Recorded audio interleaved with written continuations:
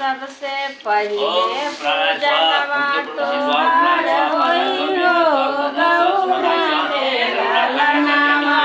सबसे पहिले पूजनवा तोहार होई हो गौरा के ललनवा। सबसे पहिले पूजनवा तोहार होई हो गौरा के ललनवा। सबसे पहिले पूजनवा तोहार होई हो गौरा के ललनवा। रामा से पहिले हो लक्ष्मण से पहिले, रामा से पहिले हो लक्ष्मण से पहिले, रामा से पहिले हो लक्ष्मण से पहिले, रामा से पहिले हो लक्ष्मण से पहिले। सीता से पहिले तोहार होई हो गौरा के ललनवा। सीता से पहिले तोहार होई हो गौरा के ललनवा। सीता से पहिले तोहार होई हो गौरा के ललनवा। सीता से पहिले तोहार होई हो गौरा के ललनवा। सबसे पहिले पूजनवा तोहार होई हो गौरा के ललनवा। सबसे पहिले पूजनवा तोहार होई हो गौरा के ललनवा। सबसे पहिले पूजनवा तोहार होई हो गौरा के ललनवा।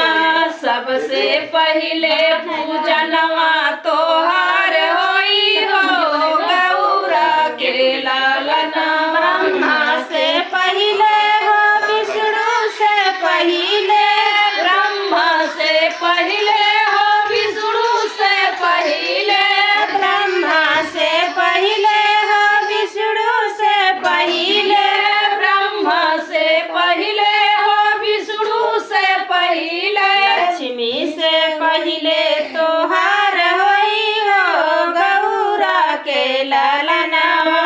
लक्ष्मी से पहिले तोहार होई हो गौरा के ललनवा। लक्ष्मी से पहिले तोहार होई हो गौरा के ललनवा। लक्ष्मी से पहिले तोहार होई हो गौरा के ललनवा। से पहिले पूजनवा तोहार होई हो गौरा के ललनवा। सबसे पहिले पूजनवा तोहार होई हो गौरा के ललनवा। सबसे पहिले पूजनवा तोहार होई हो गौरा के ललनवा।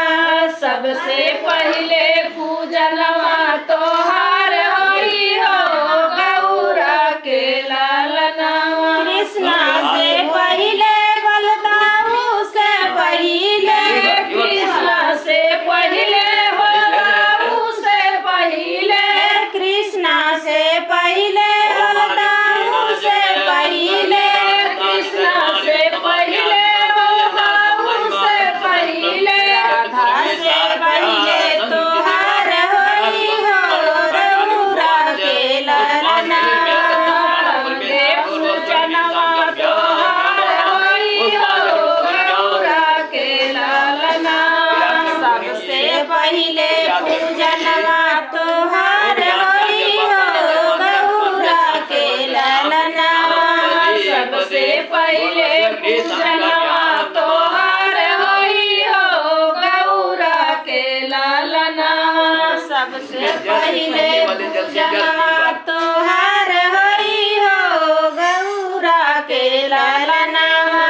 सबसे पहिले पूजनवा तोहार होई हो गौरा के ललनवा। गंगा से पहिले हो जमुना से पहिले, गंगा से पहिले हो जमुना से पहिले, गंगा से पहिले हो जमुना से पहिले, गंगा से पहिले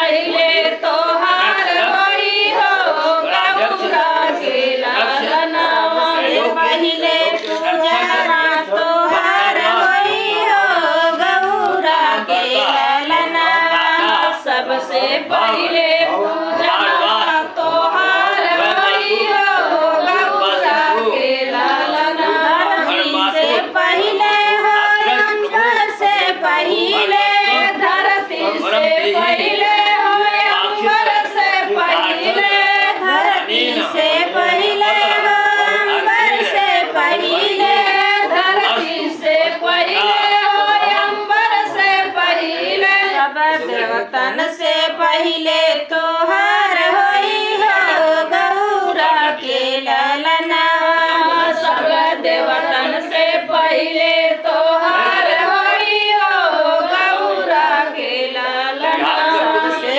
पहिले पूजना तोहार होई हो गौरा के ललनवा सबसे पहिले पूजनवा तोहार होई हो गौरा के ललनवा सबसे पहिले पूजनवा तोहार होई हो गौरा के ललनवा सबसे पहिले पूजनवा